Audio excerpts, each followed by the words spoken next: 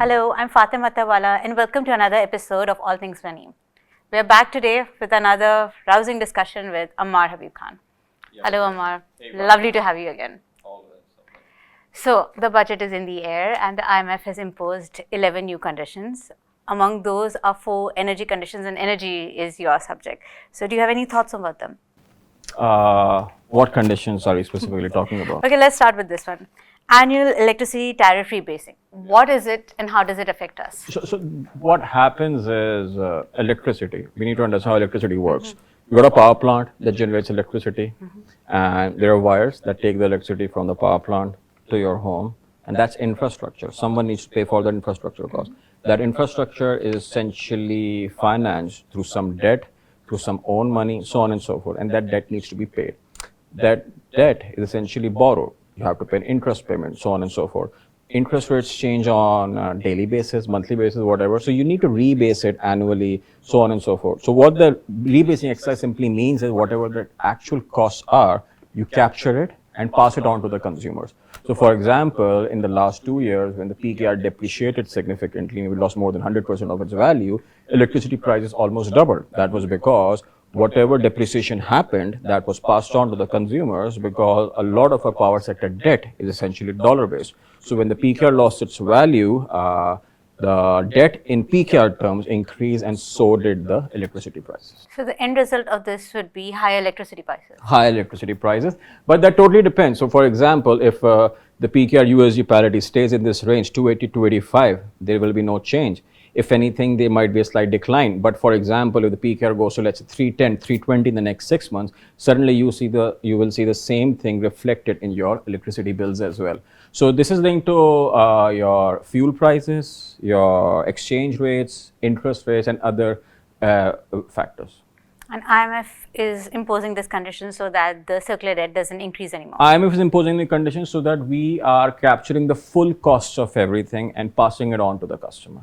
And not subsidizing. And not subsidizing Which has been it, our or habit in the past. cross-subsidizing it. So you can either directly subsidize it through the budget or cross-subsidize it, where one class of customers pays a higher price relative to another class of customers. Has that been happening?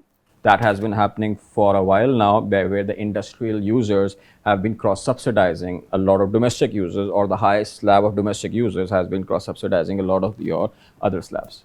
Do you think that the industrial consumers would be happy, given that there has been a legislation to make captive power plants pay a levy, and that ordinance should be made permanent? Is that something that's going to affect them? I think it's a more nuanced subject than what we're talking about right now. So when you talk about cost plus is not always the best way forward. Can you explain cost plus? Cost plus simply means whatever cost is involved to send that one electron to your house, and you pay for it. And in that cost plus, you're also paying for inefficiencies of others. For example, if someone's not paying their bill, you're paying for that as well. We look at this table right now. There's wood, there's varnish, there's paint, there's transportation, everything inclusive. This table would cost you 10,000 rupees. Now imagine you've got 10,000 tables here, and IMF comes to your door and says, okay, you know, you've got 10,000 tables. You can only sell it 10,000 rupees and nothing else. There are no buyers 10,000. But if you start selling these tables at, let's say, 8,000 rupees, suddenly you will have a lot of buyers. Or at 7,000, suddenly you will have a lot of buyers, because literally this is how a market works. You need to have a market clearing price where the demand and supply intersect, and a sale is made. So when the IMF does things like more brute force things like cost plus mechanism, that may not align with the true economic value or the economic cost of the particular electron. For example, the marginal cost in the south of Pakistan, we've got about 5,000 megawatts of surplus power capacity that's available, and that is not being utilized. It's just like the table example. You've got 1,000 tables. No one's buying those because they're so expensive. So 5,000 megawatts of electricity, no one's using it. Will it not make sense that and their capacity cost, their fixed cost, is already being paid by the customers? So will it not make sense that we do something, that we actually start generating electricity through those power plants and use it to spur industrial growth? It makes sense, because, I mean, basic Econ 101, where the price intersects at the marginal cost or the marginal price. So the marginal price of those plants will essentially be, let's say, 15 or 16 rupees. So if you go out there right now and say, okay, you know what, I am going to sell electricity, additional electricity at 15 rupees to whoever is going to come. Suddenly you will have a lot of buyers of electricity. The same buyers will not be there at 40. So you have the asset, you have the infrastructure, but you cannot sell it at marginal price because IMF says you can only do it at cost plus. So that does not align with core economic principles. So we need to understand, either we're running an economy or either we're just balancing books, an accounting book at this point. Because the real world is much more complex than a cost plus calculation. IMF and its cookie cutter has been criticized many times. And it hasn't produced results. Not for Pakistan, not for other countries. No country that is addicted to IMF has actually been able to come out with the IMF support. It's usually without IMF support, like in the case of India. But do we have a choice? We don't have a choice. The choice here is just keep things slow and steady, slowly maneuver your way out of this. Because if you continue with a cookie cutter model, if you continue with a cost plus model, you will basically be stuck with 10,000 tables like this. So the argument is that the industries with captive power plants, they are forced to use the grid. Now, these industries have invested a lot in having those power plants. Would there not be a pushback, like what are you supposed to do with that investment? Captive is a more nuanced issue at this point. Grid is cheap. Now the thing is, if you've got a gas molecule, right? What is the efficiency if you use that gas molecule in your stove? I do not have an answer to that question. I don't even understand that question. I mean, it's like, there's gas in your stove. We're just making something on it. We're just cooking an egg. Fine, we're making a roti on it. Roti on it, egg on it, whatever. So you're comparing that to the gas in the industry. There is gas. You can either make roti on it, make fried egg on it, or use that gas to, let's say, make steel. As a person who does make that roti and gas, I do want subsidized gas to continue coming to my home from all the consumers and the middle income. But that is the problem, because you want the subsidized gas coming, no one else is getting that gas. Because the price the amount of gas that is being used for the roti and the anda is so much less than the amount of gas being consumed. Because it's inefficient. So that's what I'm saying. The gas that you use on stove tops, it's at 25 to 30% efficiency.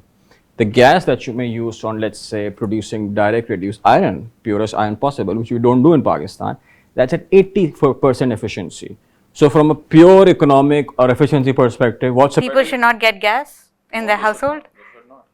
Nowhere in the world do you get piped gas. Cannot give a single example. What should the people be doing? They already do not get electricity or water or gas. They get electricity. See, that's the thing. Why they don't? Because everything's just mispriced. I'll give you an example. In the case of Pakistan, a lot of consumers, gas consumers, more than half of gas consumers are deemed as protected consumers. Rich households are deemed as protected consumers because the whole methodology of classifying someone as protected is flawed. It just says that within these 4 months of winter, if your gas consumption is lower than this threshold, you're protected. It doesn't matter what your economic status is.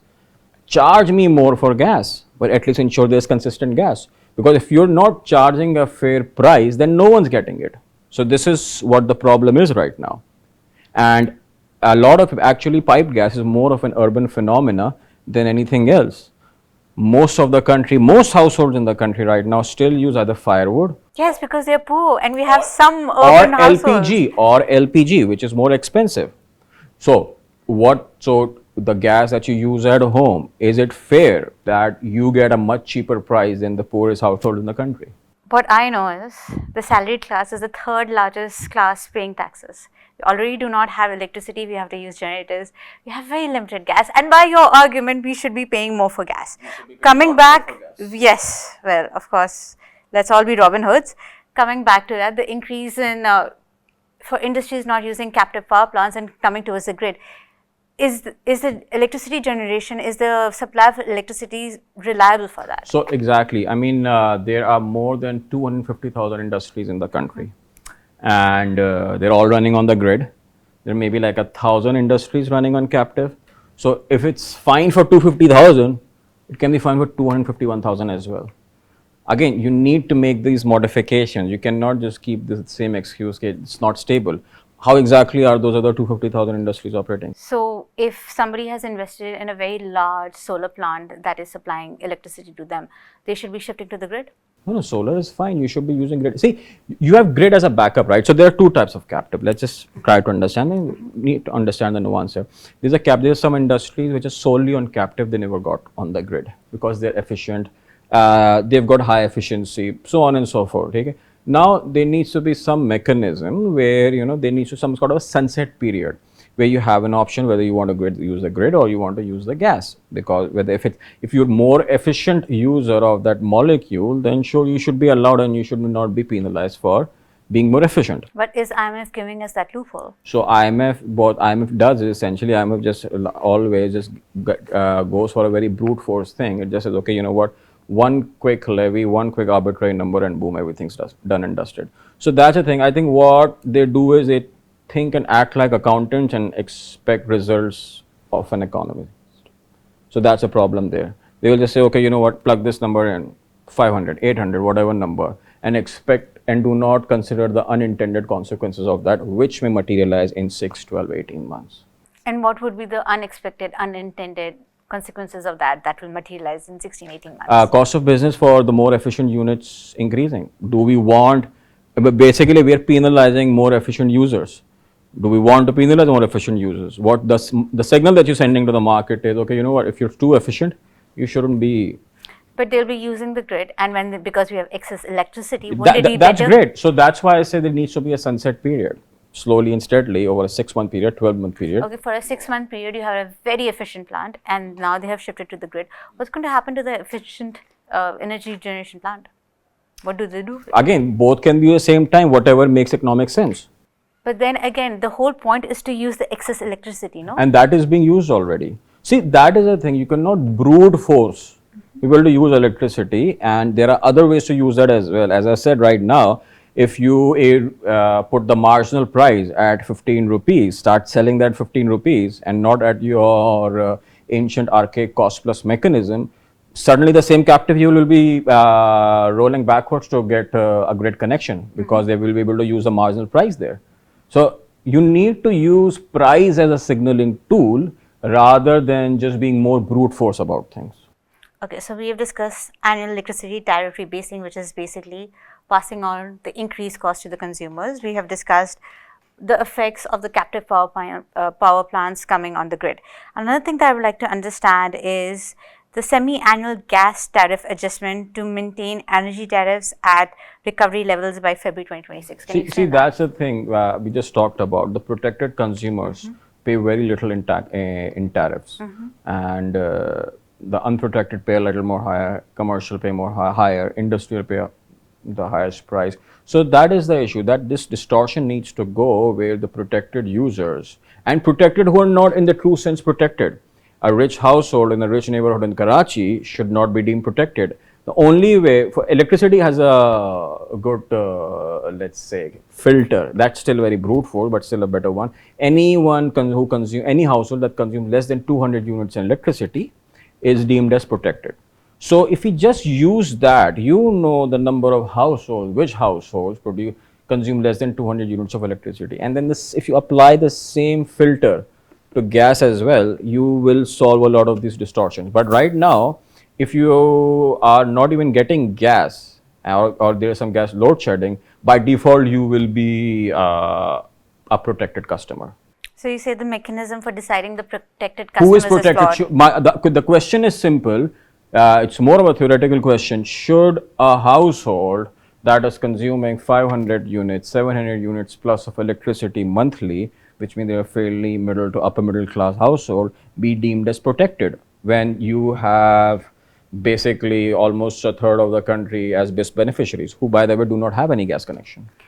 When you say that the gas prices would increase, do you have a quantum of that? So the international RLNG price right now is $11 per MMBTU. So that would be 3,000, 3,200 per MMBTU. That is the fair price. That is the market clearing price that one should be working. So a household that is paying, say, 10,000 rupees in gas. No household pays 10,000 rupees in gas. 5,000 rupees in gas. They pay 500 rupees, 400 rupees.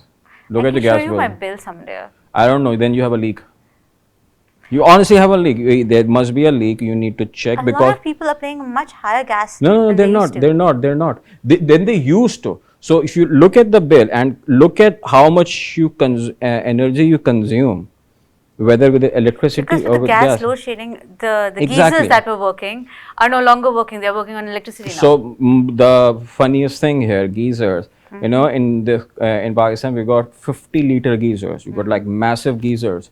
And when the gas is coming, that you just keep on boiling water over and over and over again. Now that latent heat is being used because sometimes someone is going to take a shower and they want hot water. That's great, but you don't need 50 liters of water being heated for you all the time. Maybe just a 20-liter gas tank would have been fine as well, and certainly you induce efficiency in the system. So again, it's not about because things are so cheap, because you sell for them for so cheap, their value is not really realized, and that's exactly what we said right now. Okay, we need to. I want hot water, but I'm not going to see. Okay, you know what? I've got a 50-liter gas tank there, and it's just using tremendous amount of energy when I can do the same thing with a much smaller water heater, electricity heater. I remember stories from the past, the parents, grandparents tell about the time when they didn't switch off the stove. They would just put it on really low because the cost of a matchstick was more than the cost So of again, gas. coming back to efficiency, wouldn't it have been better if that gas was used to maybe establish a steel plant or some kind of steel infrastructure? I mean, we're probably looking like South Korea at this point, rather than talking to the IMF about a cost plus mechanism. So the fourth and last new condition placed by the IMF is removing the maximum rupees 3.21 per unit cap on debt service surcharge. Could you explain that? So in electricity bills, we have the surcharge called the PHL surcharge. This is basically the markup payments or the interest payments that are made on circular debt. Now, there's some adjustment that is being happening there where in addition to markup payments, the principal associated with circular debt will also be repaid. And because of that, a cap exists where the surcharge cannot be more than 10% of the base price. So if that 10% is removed, then that can increase. But that's a slippery slope. Why is it a slippery slope? Because where do you draw the line? Why I mean, should the consumer keep on paying for inefficiencies? Exactly. So if this is passed, and this should pass because I'm not saying it, what's the worst case scenario? Worst case scenario, again, multiple things can happen. You continue paying a higher surcharge. And how high would the surcharge? If it's It, capped it at won't be too high. 3.21, This year it won't be too high. But if it's about setting a precedence. If it's too high this year, maybe it will get even higher next year, so on and so forth. and that just Exactly. That just gives a room to maneuver. As I said, it's more of a brute force thing than solving the problem economically. An economically efficient way of solving this problem was that the circular debt you essentially converted all into public debt. There's about 1.5 trillion rupees of debt that is circular and effectively sovereign. The sovereign is responsible for it. The more efficient thing to do would be that the government takes over it. You do some kind of long-term PIBs, a mix of PIBs, floater PIBs, fixed rate PIBs, give some tax incentives, and eventually it becomes part of your national debt, and suddenly you reduce everyone's electricity bills by 3 rupees. But what you're doing right now is essentially burdening them more. So again, it's a more brute force way of doing things rather than the more economically efficient way. so if you are proposing this, then there must be others who have proposed this. So why would not IMF accommodate that? Because IMF wants full cost recovery from the consumer ASAP. without keeping into context the overall economic realities. So all four of the conditions, in one way or another, will increase energy prices. Not necessarily increase, they may just remain stable because a lot of factors will be reducing as well. Some reduction, some increase, they will just remain. So yeah, I mean, if there's instability in the world, as a tariff war happens, oil prices remain subdued, then yes. But if it goes the other way, So, I like mean, it we did in don't the use past, oil anymore, so it's fine, we're great. so what would be the circumstance in which this could be really bad for the consumers? Circumvent with, I mean, if interest rates increase again massively, And why would the interest and rates if the increase? PKR depreciates. Again, that both happened because of the Ukraine-Russian crisis, the commodity No, super that cycle. would happen because Oil. we, in our unlimited wisdom, tried to subsidize petrol prices for 6 months, racked up a massive fiscal deficit, kept on importing more and more fuel, more and more cars to get some additional bips of growth, and that led to a massive current account deficit. And that's why the PKR depreciated as well. So when we're talking about massive injections in the economy for growth or changes for growth, one of the things that's happening under the IMF 11 conditions is the ease of import restrictions for new cars. Now, for used cars. So again, what you just described, a higher fiscal deficit, a higher current account deficit, couldn't that happen through this IMF condition? I think that's great, more cars coming in. Why? Again, Because it will be a more competitive market. more competitive market, but in the short run and the medium run, would not this put more pressure No, on the current because account? even the cars that you assemble locally, almost 80% of their prices, 80% of their component essentially imported. And you're not really adding a lot of value there, and the consumer is losing out. Cars in Pakistan are much more expensive and with less safety features and other features than other countries of the world. Japanese automobile manufacturers, essentially with the names of such as Suzuki, just sells below par cars here, and the same cars they cannot sell back in Japan. Can they sell a Suzuki Mehran in Japan? Can they sell a Suzuki Bolan in Japan? No, they cannot. Because have you ever sat in a Bolan? I have, and I absolutely agree. Our auto sector has been talking about localization, and it has not. It has It's not just happened, and assembling. it's been an infant industry. It's a perpetual infant at this point. Absolutely, but again, increase in imports would That the provides cycle more that you just competition. pointed out. Yeah. So see, if a car is being sold, 80% of that is being imported regardless, right? Right. But if you can import a fully built car at even less than 80% of that price, you're still benefiting, right? So, import of cars would not put pressure on the current account. It will. It continues to do so. Exactly. Cars for me is a consumption good, and I would say we should just slow down car imports. And State Bank has been doing the right thing. It has not liberalized the auto finance policy that was put into place about like 2 years back. So those, I would say, locks are already in place. That you're not seeing a massive car boom that you've seen in multiple cycles before. But we have not entered the growth phase as yet. And we won't till we shouldn't. import more or restructure the economy. But that is the whole thing that we are talking about, right? The import restrictions for used cars are And being lifted. no, so that and there's is generally tariff reforms are part of the IMF exactly. conditions. So that is happening as well. A lot of tariff reforms happening. That's a good thing that's happening. But then again, circular argument, current account deficit. So and they everything you just See, pointed that's the thing. If you import intermediate goods and that leads to more exports, eventually you're better off. But that has not happened in the past. No, because we have one of the highest tariffs in the world. We have one of the most regressive tariff regimes anywhere in the world. So if you make it more progressive, there is enough evidence from maybe more than 120 countries that if you reduce tariffs, eventually your exports will increase. So when it comes to energy reforms, you believe that the IMF is using brute force rather than economic sense. But in this case, you do think that this is the right thing to do. That's right. Okay. So one of the other IMF conditions is phasing out incentives for special tech zones and other zones by 2035. Now, is anybody using these zones? Some do, some don't, but these create a distortion in the market. So that is why they want removal of that. And it's kind of fair as well, where there doesn't have to be any distortion. If you want to reduce corporate taxes, that needs to be reduced for everyone. You cannot just say, I'm going to pick and choose. You can pick and choose. Countries do pick and choose. There is a reason why industrial policies exist everywhere in the world, but you can do that once you're out of the IMF program, once you have got some macroeconomic stabilization in place. So that's one of the conditions of the IMF, that they want a plan outlining the goals post 2027, a financial sector strategy, so that when we are no longer in the IMF program, what is the plan? Well, with the plan, you can always give a plan. We have a lot of plans. We have Yeah, made a lot of plans plans. We are have great. Udan as well. Plans are great. That's also a plan. Okay, so annual inflation adjustment for cash transfer programs, I think that's pretty basic and that's necessary for BIS and any of those. And Why? so Let that me ask you this, why? So that the poor people get more money Why do you want to give money?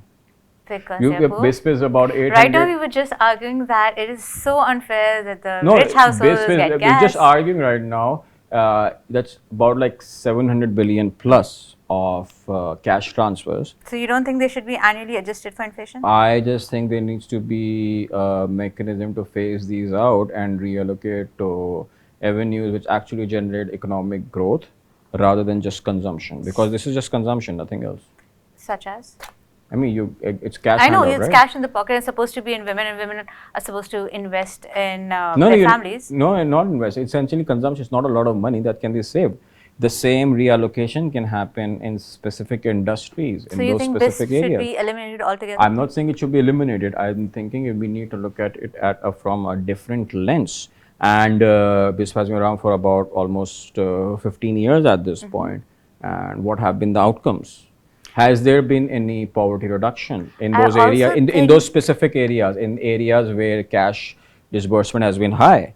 what have been the outcomes? What have been the unemployment levels in those areas? Have household incomes increased? Have education outcomes increased? So again, if we need to, it's 15 years already, you need to evaluate whether giving 800 billion rupees, which will be a trillion rupees maybe in like 2-3 years, just makes sense or not. I think the efficiency of BIS should be evaluated before all of this, because I know a lot of women who are very poor and who qualify who are not getting BIS. With SRs and BIS, I've done stories on this. It's very much a lottery. Not everybody gets it. And the requirement of having a CNIC, I know women who are working, but they do not have a CNIC because the male members of the family don't see the point, so they There cannot you go. access BIS. There you go. So perhaps BIS can be more efficient? But no, perhaps BIS, you don't need BIS. I'm giving a very strong opinion here. You don't need it. Perhaps it needs to be phased out. Perhaps you need to reallocate these funds in a way that just generates economic activity in those specific areas. There are the data is out there. If anything, BIS was really good with data. There are specific districts where BIS concentration on a per capita level is much higher than others. So you got to see what those areas are, what can be done differently to generate economic activity in those areas. Just throwing money at the problem has never really solved any problem. Okay. So other than increasing inflation adjustments for cash transfer programs, there's one of the conditions is implementing agricultural income tax. Now, that has been a thorn on Pakistan's side for some time now. Retailers, real estate, agriculture, they're the three main heads that has a lot of potential for tax revenue and has not. Do you think there's enough political will to push through? So that's the thing. I mean, again, another brute force measure. Agriculture income, the farm economics are not that good enough for there to be any kind of tax. Fine, just impose a tax, big deal. But do you even know how the farm economics look like? A farmer will have a good crop one year, profits this year, suddenly it will be a horribly bad crop. And does the state support them? No, and they shouldn't, because there's market. They need to work it out. So again, another distortion. Let me just give you an example right now. Let's say you're a farmer and you got a mango orchard. Okay? You got a mango orchard or mango beanie. Give me a fruit name. Apple? Apple. Oranges. Or oranges. All right. You got an orange orchard. Okay. So you've got raw oranges. You sell those oranges. There is no tax on that right now. Fine. You got a farm. You have oranges, and it's a largely cash-based economy. Okay. You are selling your orchard to a certain person who commits that they're going to buy all of your oranges, and the deal is struck, and all payments are done in cash. Tell me how exactly you're going to magically impose tax there? Because I mean, like, fine, if you want a law, big deal. I'm going to pay a tax for every sip of coffee I take. But does that change anything? No, it doesn't. You need to understand the fundamental economics of it all before you do it. So that guy essentially says, okay, you know what? I am going to sell my orchard forward, and he gets a commitment from this person. And then marketing that or just distributing that as that guy's problem. So the farmer or whoever the landowner is, gets some cash, and then they can distribute the oranges. So everything's just happening in cash. It's a full cash value chain. Now, we all talk about whether we need to move towards more value added, but our taxation structure actually discourages value addition. Why? Because when you're selling oranges, there is 0% tax. There is no sales tax, right? You go to the market and buy an orange off the shelf or of a thela or of the mandi, there is 0 tax. But the moment you convert that orange into an orange juice and package it, suddenly you have to pay an 18% sales tax. So you buy through such a taxation mechanism, you're effectively discouraging any kind of value add. So you think for farm produce, value addition should not be taxed? No, there needs to be a way, there needs to be some kind of a transitionary mechanism where you actually encourage value addition rather than just say, okay, you know what, whoever is just going to sell value add produce, boom, 18% tax. Agricultural income taxes implementation would be a paper exercise. It will be a paper exercise, nothing will come out of it. I mean, if you're going to be surprised after 1 year, oh, nothing came, like big deal, or the design was bad. Okay, so the other of the 11 conditions we had discussed, 1, 2, 3, 4, 5, 6, 7, 8. 8 we have discussed, the other 3 are more towards governance. It seems to me that IMF, the latest conditions, has realized some of this, that they can go on saying it, but if it's not being implemented, it's pointless, which is why they have a governance, diagnostic assessment. They have some similar things as well. So do you think if the IMF pushes through with governance is something that can improve implementation, or is I this... think it's cute. I mean, it's nice. It's a nice, cute thought to have. I wondered you have not used cute so far in this podcast. Yeah, it is. I mean, see, if I believe in price signals, whatever we talked about, power, very clear price signal. If you distort the price signal, you can have the best governance in the world, and it won't really matter. We talked about, I agree, very clear price signal that hey, if you process it, too bad, you're going to pay a lot more taxes, and your post-tax income is going to decrease. So who in the right mind would actually want to add value? You created a structure where you don't want to add value. How does that even work? So again, understanding the economic transactions first, understanding the economic realities first is more important than just prescribing brute force Measures. Interventions. Right. So if I were to just sum up the 11 new conditions, some of them are cute and most of them are brute force. Cookie cutter. Cookie cutter. Nice cookie cutter model. It's just good. It's great to, just have cookies at Serena and just prescribe these as well. So all of this is business as usual, and most of this will not produce any long-lasting beneficial results. No. We will have to, again, if anything, the government has been very proactive on working out a own homegrown plan. The multiple things are happening. So once the program is settled, once we get some macroeconomic stabilization in place, then we can actually implement some growth-oriented Would policies. that be this budget or future budgets? Future budget. Future budgets. Great. Thank you so much, Ammar, for walking us through the 11 conditions. You're It was, welcome. as usual, a pleasure having you. Thank you, Fatima, like always.